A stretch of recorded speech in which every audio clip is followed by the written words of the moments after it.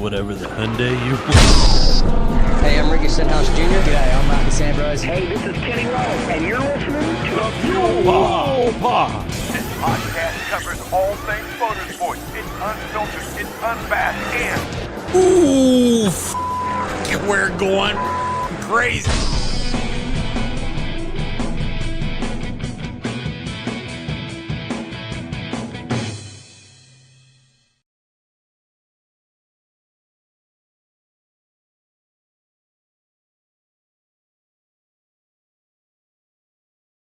Sorry, this is what happens when you don't have your production manager. So I was on mute right there. So welcome to episode 53 of the Fuel Pod, Roll on Red Bull.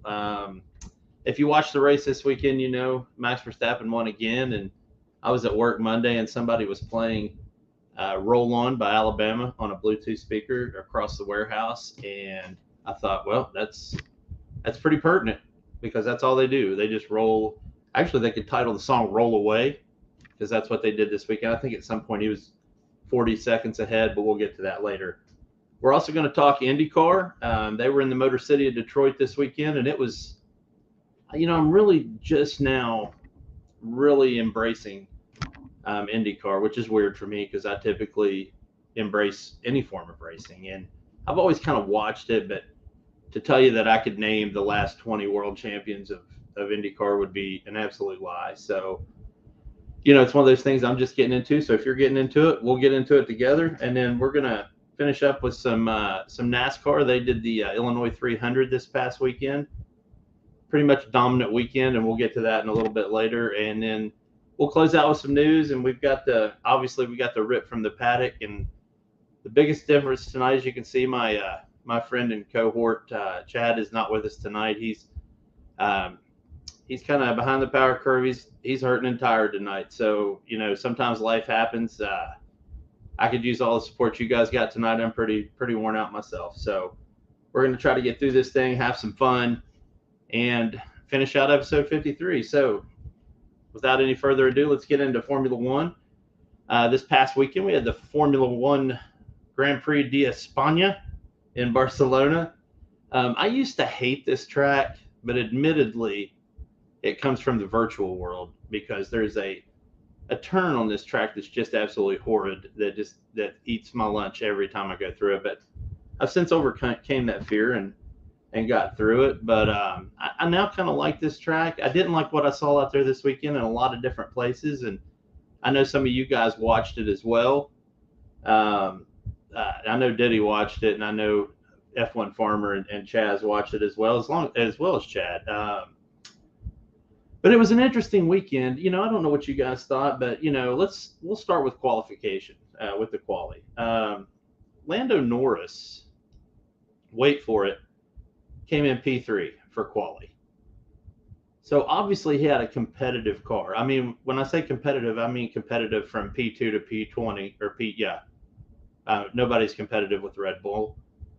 But he came in P3, and Charles Leclerc and Logan Sargent decided to make changes to their car during Parc Ferme, so they got shuffled to the back of the grid and had to start from pit lane.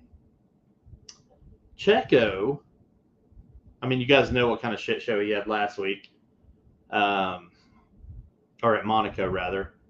And then he started P11 this weekend, but he ended up finishing solid, and we'll get there. Nico Hülkenberg in a Haas qualified P8. And that's all I'm going to say right now because we seriously have to discuss Haas as we move through the Formula One section of this podcast. So let's get to the race. Max is on pole. Leads out of turn one, and for all intents and purposes, that was your race. Never lost the lead. No one even got close to him after that. Anybody can correct me on this, but I'm pretty sure after about lap 3, he was 4 or 5 seconds ahead, and then that was literally the end of it. As far as the Formula One drivers go, though, we'll start with Aston Martin. I expected Aston Martin to be, P2 and probably P5 or 6 with Stroll. They were not there. I think Alonso took a vacation day or something on the car, or maybe one of the other car teams' upgrades surpassed what Aston could do, but their typical speed was not there. The other weird thing about it was Stroll ran better than Alonso all day. And the other weird thing is that Alonso always shows up for this Grand Prix because it's his home race. Him and Carlos Sainz, this is their home race. And Alonso didn't show up for his home race this past weekend. And and there's a couple other weird Alonso things, which I hate because, he's my favorite driver without a doubt. But Mercedes, and I think anybody listening would agree with this, Mercedes was the story this weekend. Had a new upgrade package for Imola, and of course Imola got flooded out, and that's where that upgrade package would have shined. But instead, they show up in Monaco, where you can't really showcase an upgrade package. You can't showcase it from there. It's too tight of a course. There's just not enough speed. But boy, you can sure showcase it at Spain, and Mercedes did that this weekend.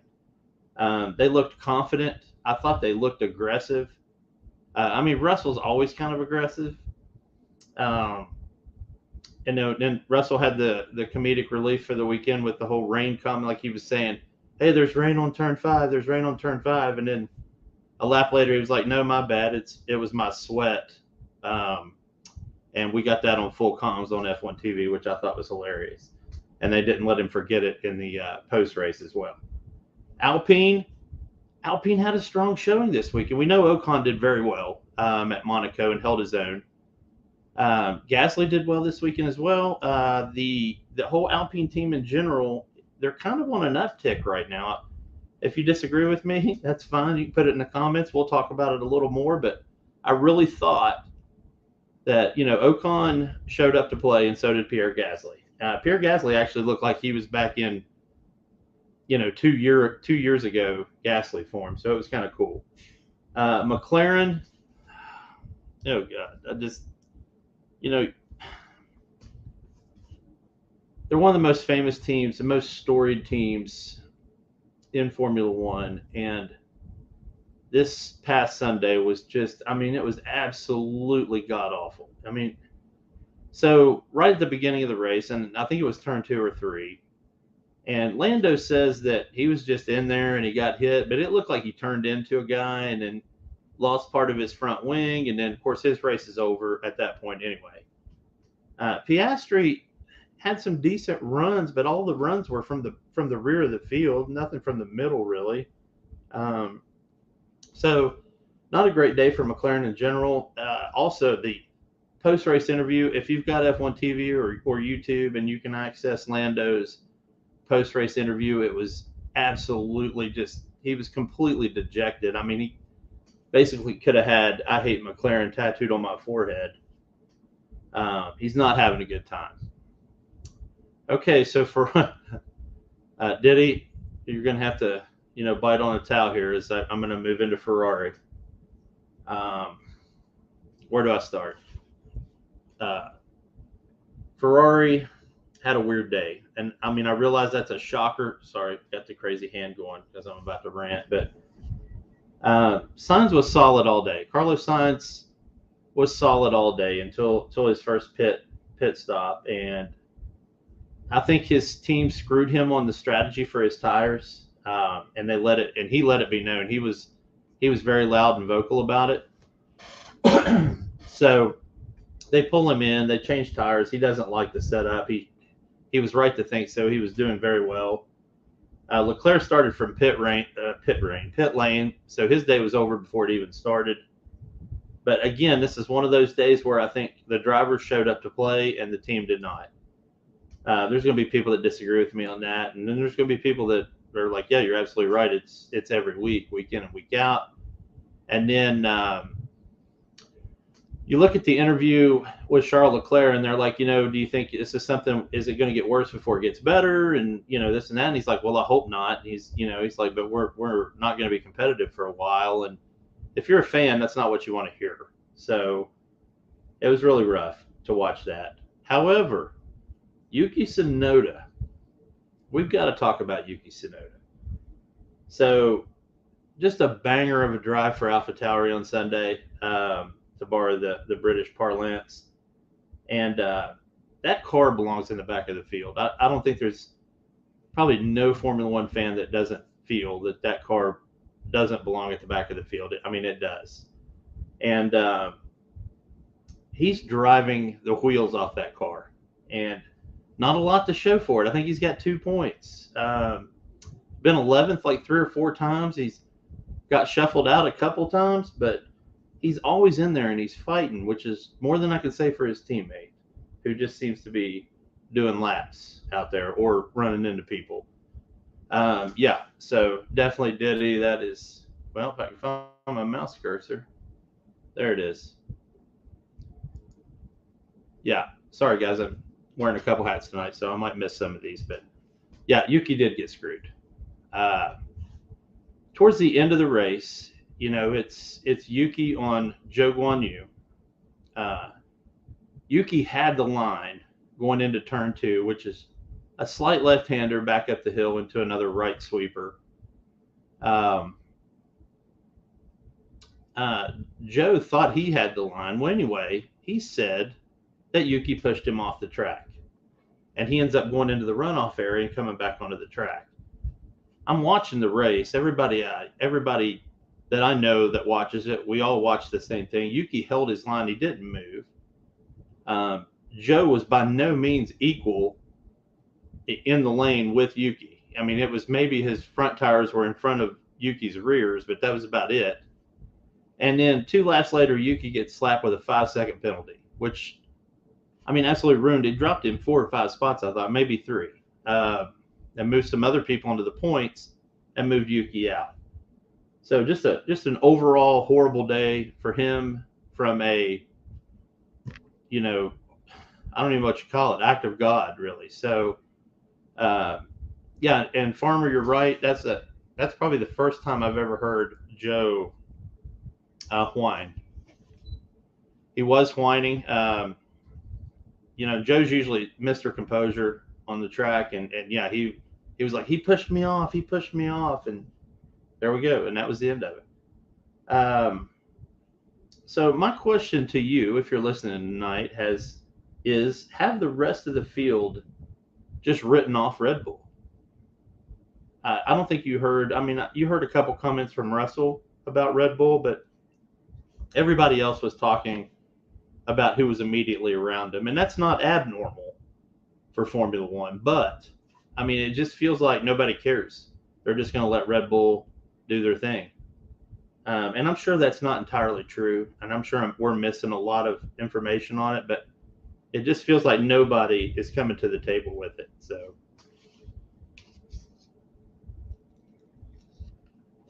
I don't know what your thoughts are, but leave some comments, or if you end up watching this later, leave a comment and let me know, and we'll try to get back to you on that. But that was kind of where Formula One was this weekend after Spain. So we got Canada coming up here in a couple weeks. Not one of my favorite tracks. I know Chad loves Canada.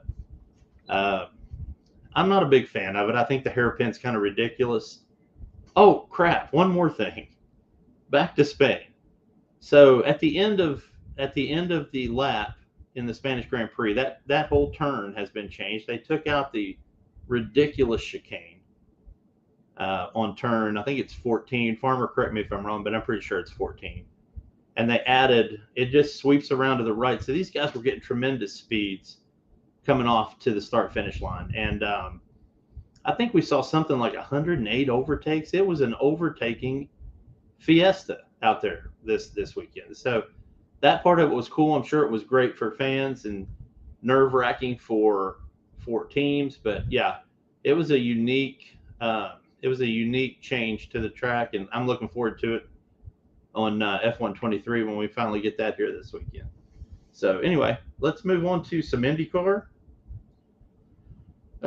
So IndyCar's in Detroit. This is not a purpose-built racetrack. This is a street circuit, and it's actually the first time I've ever seen it. It is so tight. I mean, you couldn't go too wide through some of those places, and there were people going full send on turns that I would have never even attempted that on, and sending it into the wall. It was a unique day. It had bumpy transitions. Um, I think the biggest problem, and I am an IMSA fan because it's a lot like GT World Challenge. But yeah, the IMSA race had taken place the day before, and they did not sweep the track. So all of the marbles that were on, and if you don't know what a marble is, it's basically when rubber comes off the tire and mixes with oil, and they call them marbles, but there's basically just this little greasy rubber splotches that are all over the track, and it just looked like it was littered with them. So you had a lot of teams out there that were trying to manage that because it's in all the worst places. And they were coming off of, there's a very specific turn there where they come off and it's a tight left, and they were just sending it right into the wall. So we saw that all day. It was very unique. Romain Grosjean, who you guys know is a former Formula One driver, he was doing his best former F1 driver Grosjean all day long. So he kind of bumped the wall at one point, then he just went off into the service area at one point, and then he finally just nailed it into the wall, lost his front left tire, ended up being out of the race. So pretty typical Grosjean for us that know him, but not so much for him since he's been an IndyCar driver. So it's been kind of weird for him there. Pato O'Ward. So we watched the Indy 500 last week. Pato O'Ward had an honest chance of kissing the bricks at Indy last week. And yeah, poor Roman seems to, yeah, that was tough to watch, Eric. I will be honest with you. And I lost my mouse. Keep losing my mouse cursor. Okay. So let's put it there so we don't lose it. Pato O'Ward had a chance to win the Indy 500. He decided instead of winning the Indy 500, let's be young and stupid. Got loose, wiped himself out of the race. Detroit this week, he cooks it into a turn after. So he has a pit lane issue. He comes out of the pits, he stalls out the engine, can't quite figure out what it was. They put him back on the track, and then he goes full send into a wall, rips his tire off, ends his day. So, here's a guy with all the talent in the world. I mean, pretty much most races are his to lose, and he's literally phoned it in twice. So anyway, one of my favorite things to watch, one of my two favorite things to watch at Detroit this weekend were the two McLarens of Rossi and Rosenquist. They're teammates, but you would have never known it watching this race. These two were bumping and banging around every single turn. They were trading positions. I'm sure it was driving the team nuts in the paddock just watching it, but they probably also had a lot of fun, I would guess. So it was very unique watching them go with like this kind of zero F's given mentality as far as teammates go, and just going after the win. And it was cool to see. Plus, say whatever you want, but those are some pretty cars. The paint jobs on the McLaren cars are very nice. But the big combat that we saw this weekend for cars, I have to say, would definitely be Alex Palou and Will Power. I want to say for the last 30 or 40 laps, they were duking it out. I mean, you had Ferrucci in there for a while trying to put up a fight, but he kind of fell off. Will Power gets up there with Palou. Palou had led a lot of the race. Will Power gets in front, then he falls back, and then he gets in front, and then he falls back. And at the end of the day, Alex Palou won it, but I think it's safe to say that it could have went either way there, and it was just an absolute joy to watch. I don't know what everybody else thought about it, but I enjoyed it, and I'm looking forward to their next race. So, wow, they're over here in the comments. They're still talking about Grosjean, and they're right. Well, I think he's finished more than 2 races this year. I mean, we can look back at it and argue about it later over work gloves. Anyway, inside story. NASCAR. So, NASCAR, we had the Illinois 300. Really not much to say about this race this weekend. It was pretty much Kyle Busch's weekend from beginning to end, from quali to the race. As a dad, I thought it was cool when his son ran out onto the track at the end and gave him a big hug, and it was cool to watch. And he was a happy camper as well, winning that. there were other guys that did very well. Dave Blaney, your last week winner, and Denny Hamlin, Larson, they did well too. They just didn't do well enough. So, and that's like so many weekends in NASCAR, trying to stay in the draft or follow the pack, or that's what happens. So Busch was able to pull it out. The weird thing, and I had never seen this, and if Benny was on here tonight, I'm sure he'd go through it in detail, but there was a lot of brake rotors exploding. I mean exploding, like cars coming to the pits on fire with the brake rotor, and it was mostly on the high line, and we saw a lot of people. What happened to a lot of people? Reddick was one of them.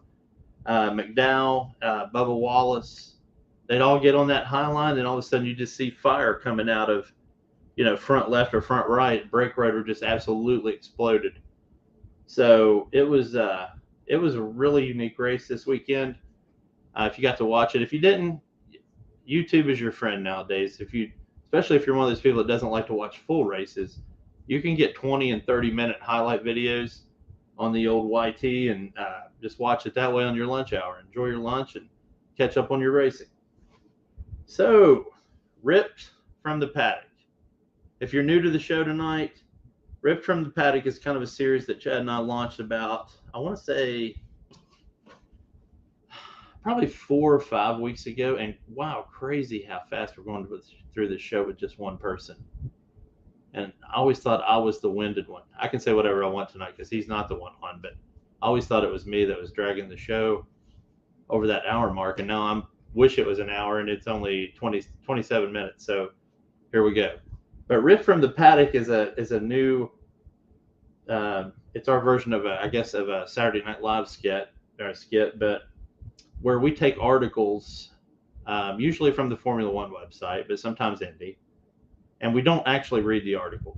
So we're just giving you the headline from the article, and then we're just trying to guess what they say. So that being said, here we go this week. And I should see some comments on this one, but Will Power, who is a damn good IndyCar driver and racer and winner, he says the Indy Series has the toughest field in the world, and F1 has become a joke as far as competition goes. So first we got to rip apart my own neurosis here and see the dichotomy flowing that I take offense to what he said as an avid F1 fan. Is he wrong? No, he's not wrong. I mean, yeah, he's also wrong. See, here we go. This is already getting completely crazy. IndyCar right now does have one of the tightest competitive fields that I've seen in any racing in a while. You could probably throw out 10 names at least in IndyCar where week to week any of them could win.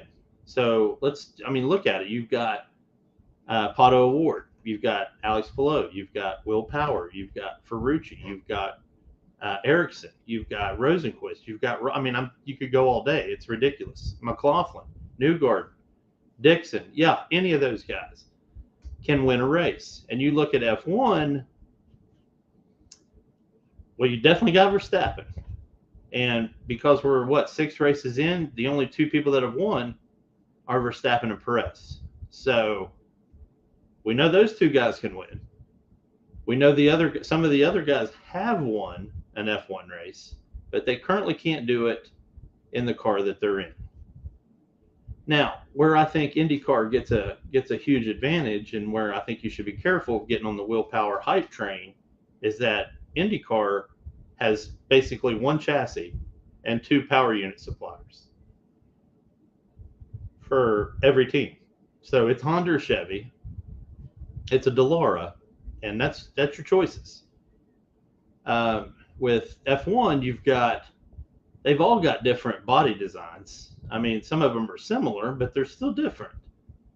And then you've got Ferrari power units and Mercedes power units and Honda power units. And it's just, and then you've got the side pods, and so I think Will Power is discounting some of the complexities of Formula One. That being said, he is right. They have the tightest competitive field.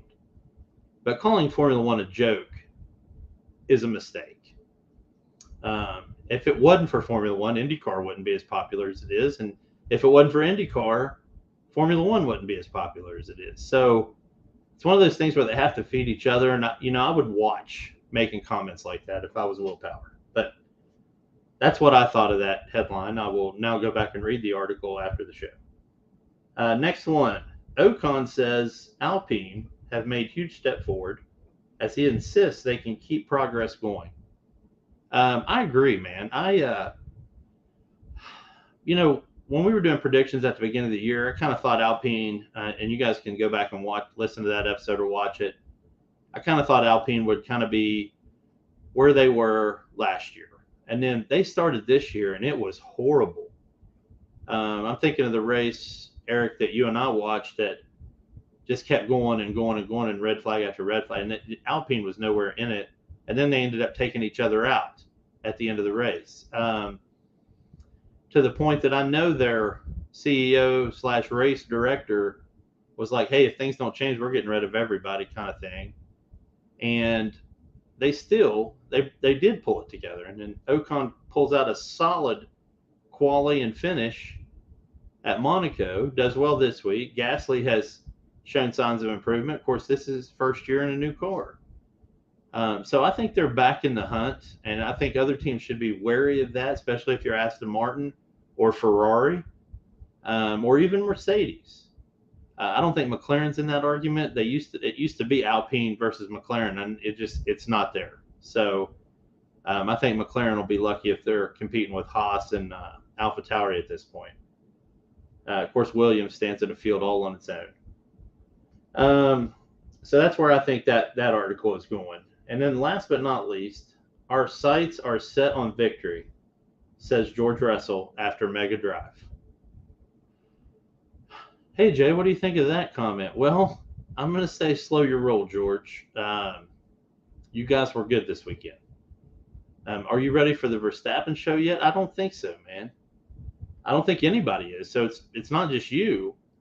And I would totally agree with having your sights set on victory. And if there's a team that can pull it together and get there, it's definitely you guys. You don't win 8 Constructors Championships without knowing how to get there. I get that part. Will you get there this year? I do not think so. I think this year's already over. Barring some kind of just ridiculous event where Red Bull can't figure it out, or they bring an upgrade package that just ruins their car, which I don't see Adrian Newey making that kind of mistake. This is their season to lose. So I think P2 is the best you can do. And can you get P2? You absolutely can. And I hate saying that. So everybody that knows me knows I hate saying that, because you're going to have to unseat Aston Martin to do that, which it looks like you may do at Canada. So I don't want to see that, but I very well may. So I did enjoy watching both of those guys race this weekend. Lewis Hamilton, he looked like a kid out there. He was just enjoying it. I think it was cool how both drivers were like, don't bring us in. The tires are fine. The tires are fine. And I'm sitting there thinking, man, you guys have done 30 laps on mediums. What are you doing? But, they brought them in later, and I don't think either one of them wanted to come in. I think they were just, like I said, I think they were kids in a candy shop just enjoying the racing. So it was really cool, and I think it's great that they're confident, and I think it's great that their sights are set on victory. I don't know if they're going to be able to get there.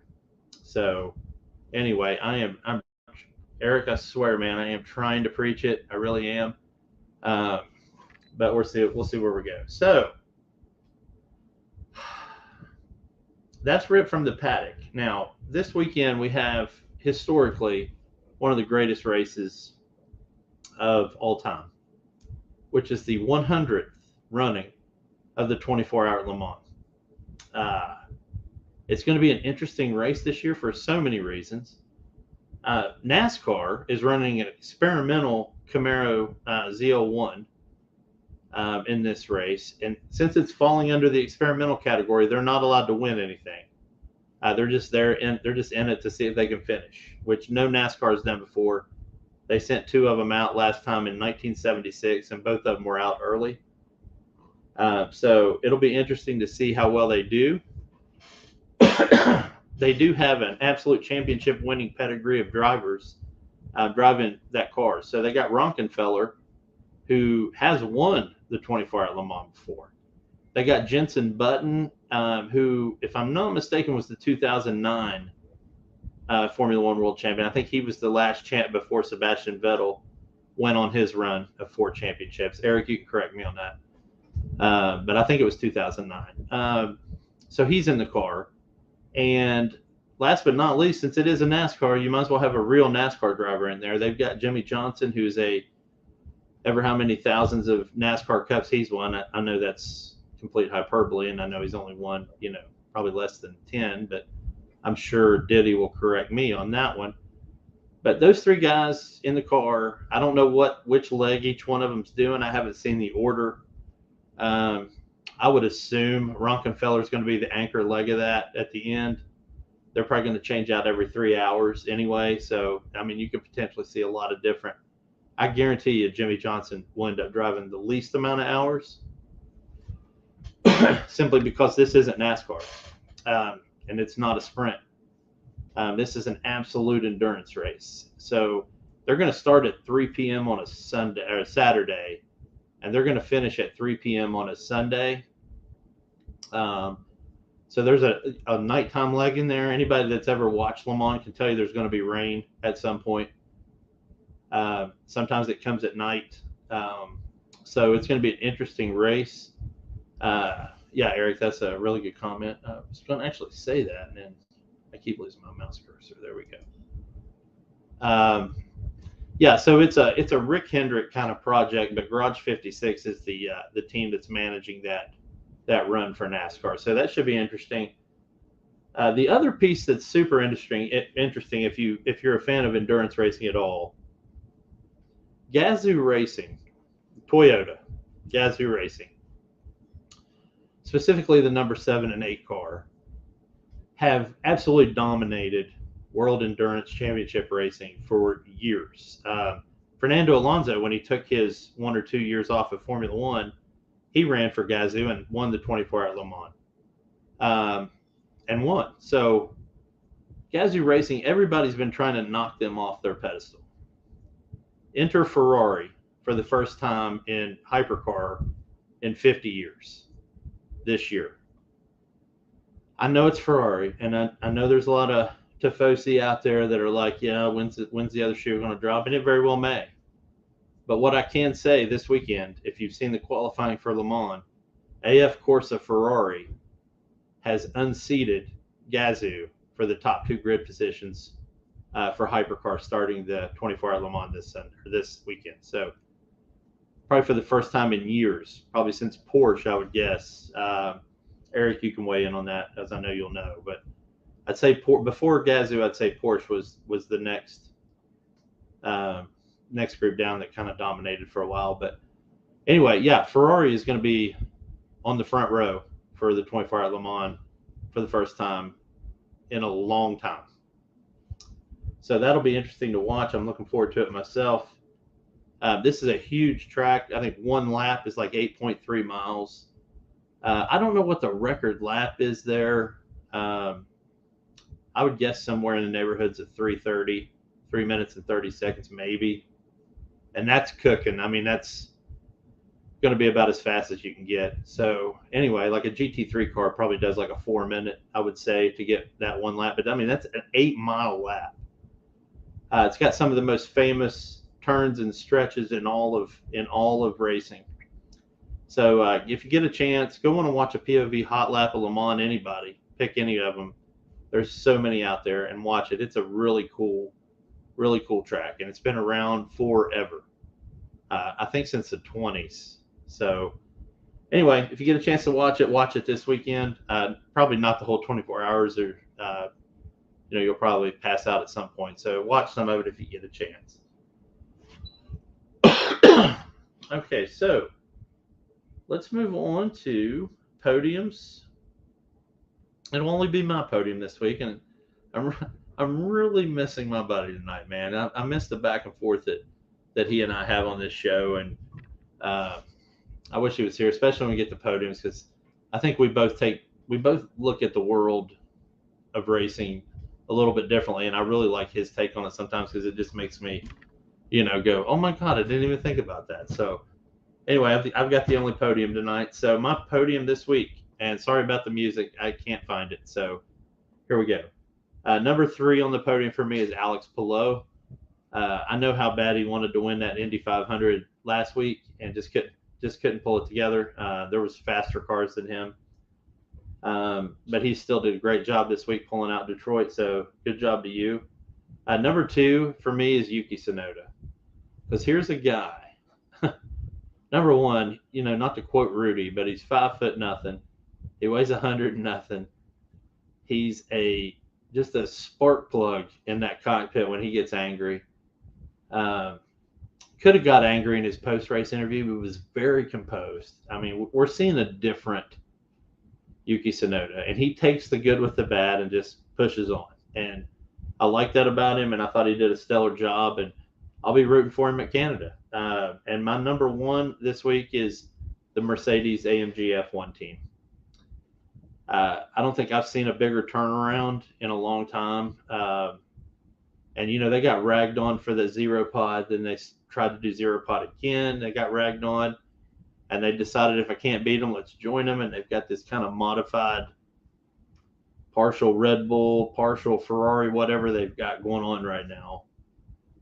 And they're doing better. And, Toto looks happier. And when Toto's happy, the team's happy. So, I hope they can push forward because we need them in there. We need them in there and we need them doing well. We got to have somebody that'll stand up to Red Bull. Back markers. So, my back marker list could have been 20 entries this week. I don't even know where to begin. Number 3 is the F1 stewards on multiple occasions between the last few weeks. If you've watched any of the races, as soon as I say these, you're gonna be like, "Holy crap!" Yeah. So last week, Russell lines up outside of his pit box, and he gets no penalty, even though Ocon and Alonso in previous races had received penalties for doing that exact same thing. But Russell gets away with it. Then in this week's race, Russell gains 5 spots using the runoff area and gets no penalty. None. He literally goes off the road. Now, to be fair, he kind of got edged off. I get it, but you got 20 cars going through one turn. And he runs off into this little runoff area and just comes back on the road in front of 5 other people. Because his quality wasn't that good. I think he was P12. And comes back in 7th place and gets no penalty. And you can call me a tinfoil hat or conspiracy, whatever you want to call it. There's any number of drivers, if they had done that, I mean, it wouldn't have taken a minute for that thing to flash up on the screen saying so-and-so gets 5-second penalty or has to give up 5 spots or whatever. But he didn't get. So I say all that to say this. Tsunoda held his line, didn't move, held his line through turn 1 versus Zhou Guanyu and gets a 5-second penalty. And I think this sets a dangerous precedent. It really does. Because, for instance, Russell, and I know everybody said it tonight, but if next week, if Russell's doing that, he's going to say, hey, last week Joe did it and Tsunoda got a penalty, so I should get the same treatment. And it's just going to cause a precedent that nobody wants to see.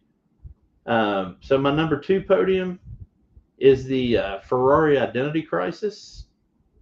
I don't know what they're trying to accomplish. For the life of me, I was sitting there this weekend trying to figure out, what is your all's desired end state? We used to say that in the military all the time. If you've got a mission, you've got to know where to begin and then what your desired end state is. And I don't know what because it's not a championship. I mean, correct me if I'm wrong, anybody. I mean, that should be your desired end state, and that's not what theirs is. Or at least I don't think they know what it is.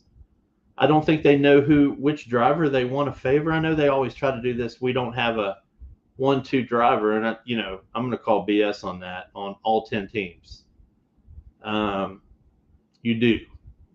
So and here's the thing: when you're listening to the in-car comms. If you're not just watching the typical TV broadcast and you're actually listening to a driver, you can kind of hear Ferrari going, yeah, Carlos, I don't know if we want to, because we need to bring Charles in. And then if they're talking to Charles, it's like, hey, I don't know, Carlos is doing this. And, you know, they're going to have to back a horse at some point, and then figure out what they want to do. Because right now they're trying to favor everybody, and it's screwing both of them over. So I really think they need to figure that out. And they also need to figure out some kind of strategy that makes sense. It's like they're still out there practicing while the season's going on. Like, we don't know what the tire degs. Well, we're going to use this race to check tire deg. Okay, well, you also should probably try to get on the podium. This is not a practice session. You know, because for the life of me, I couldn't figure out what they were doing with tires this weekend. It was just an absolute mess. And then my last back marker this week is Haas. And I'm going to call it the Haas one-lap car. That is the fastest one-lap car on the entire grid.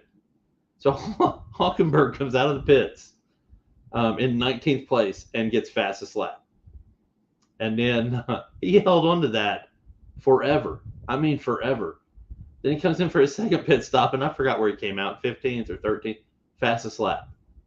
But then, like, immediately within 2 laps, that second lap being included, he starts to fall off, and Yuki passed him, and Joe passed him. I think Bottas passed him at some point, but the car lasts 1 lap before it just becomes a regular car. So whatever that is, they've got to figure that out. They've got to get some longevity out of that car, because 1 lap's not going to do it when there's 66 in the race, so, or 50 or whatever there is. So they've got to figure something out. But that's all I have for podiums and back markers. As far as Fuel Pod news this week, Diddy, I know you're going to be happy. So we had the Rally Championship in Sardinia. It's one of my favorites. It's hot, it's dry, it's kind of nasty. The drivers don't really like it, I don't think. But Esa-Pekka Lappi came in second, man. So he also got his first stage win, if I'm not mistaken. But a strong showing at P2 on the podium. Terry Neuville came in first. Rovanpera third. I don't think Rovanpera is going to be a repeat champion for all you rally fans out there. I think he's got some work to do. We'll see what happens. But Eric, I knew you would like this, but you know, for every week in rally, it's Ford, Toyota, Hyundai. Ford, Toyota, Hyundai. Ford, Toyota, Hyundai. This week, Mickelson in a Skoda. And we haven't seen them. I've been in WRC 2 and 3 for a long time, and they were in WRC for a long time, but then they just kind of fell off. But they got back in there this week and came in a solid P5, which for rally is great. I wish the podium in rally was 5 cars. Anyway, so I thought that was cool to see. Let's see what else we got here. GT World Challenge was at Circuit Paul Ricard. Absolutely dominated by Mercedes as usual. Marcello in the Codis ASP. Yeah. Yeah, you don't see it anymore, dude. It's kind of crazy. Sorry, I'm still looking at farmers' comments on Skoda, because, yeah, it's a cool car. I mean, it's just a cool car. Even if it were slow, yes. Yeah, and they were great in DTM. You're absolutely correct. But it's just a fun car to see out on the track, on any kind of track. Anyway, GT World Challenge Europe was at Circuit Paul Ricard. Marcello for a Codis ASP Mercedes. They took it home. And then another Mercedes team, which was, give me a second, with just the regular Mercedes AMG team. Phil Engel brought it home. And then Row Racing, who continues in that new BMW that a certain person listening to this show thinks is ugly. They pulled up the P3 in the podium because that car is a machine. It is a machine. So coming in third at France when you're in a BMW against those Mercedes is kind of an impressive feat, because the Mercedes have legs at a track like Circuit Paul Ricard. So very interesting course. As mentioned, we got 24-hour Le Mans. Hey, last week if you're crazy into weird racing, this whole past week we've had one of the most dangerous races in the entire world has been going on this week in the Isle of Man. So for all you two-wheel racing fans, which it's one of those things I love to watch because it's just crazy dangerous. But the Isle of Man Tourist Trophy race on the Isle of Man, which if you don't know where that is, it's a very small island between the UK and Ireland. Somehow it's not a part of the United Kingdom, but its residents are still considered British citizens. Anyway, this race uses about, I want to say 60 to 80 kilometers of that entire island. It's so dangerous. And I'm not kidding. Last year they had 8 people dead there last year. It was 8, not 6. But they averaged like 6 to 8 dead people. And I can't believe I'm laughing. I don't mean that to be funny, but we're talking about a race that kills people. So these guys are on obviously MotoGP style motorcycles, and there's 2 different classifications. One's a little bit slower than the other, but they're still ridiculous. They also have sidecar races where the guy in the sidecar is not just a passenger. They use him for aerodynamics. Like you'll see these guys crawling out of the sidecar and leaning one way or the other to help the driver make certain turns. And I mean, these guys are putting these bikes right on the pavement. I think one guy there this week, and I forgot his Jim Dunning or Dunn. Anyway, it's like I forgot how many starts he's got in a row, which apparently after one is impressive because, like I said, you're not even guaranteed to live coming out of this race. So if you don't believe me, get on YouTube, look up Isle of Man, just pull up the daily review on Isle of Man for this past week. They're all over the place. There's a really cool, I watched a bunch of the stages on the sport bikes, which were cool. They were 4 and 5 lap races that took about 10 to 15 minutes, different segments. And then you can watch the long stretch races as well. But really, really cool race, very tight. And these guys, this is not a track. These guys are going through small towns and villages, residential areas. It looks like the whole island comes out in support of it, though. I mean, there's vendors and diners and pubs and everything just set up for these guys. So it basically turns the entire island into a service park for the week. So get on and check it out. Even if you never look it up again, get on and look at that race, and you'll see what I'm talking about. It's absolutely insane. And guys, with that, I don't have anything else. It's a weird night. I still made 53 minutes. I think I did okay. I think I did passable at least. So if you end up watching this or listening to it later, thank you very much. It's been a crazy year. We're in our 2nd year here at the Fuel Pod. I didn't think we'd make it this far, but we did.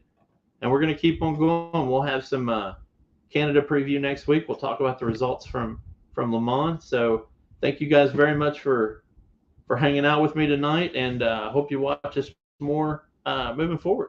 Thank you.